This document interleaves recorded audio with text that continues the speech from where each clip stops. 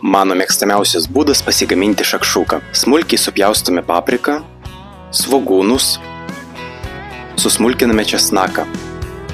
Įmušame kiaušinius ir atidedame į šoną. Alyvuogių aliejuje apkepame svogūnus su paprika.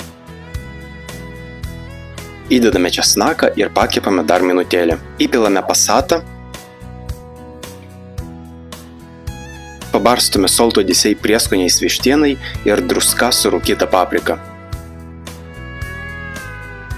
Aš mėgstu, kad padažas būtų labiau vientisas, todėl pridedu vandens, cukraus pagal skonį ir troškinu apie 10 minučių.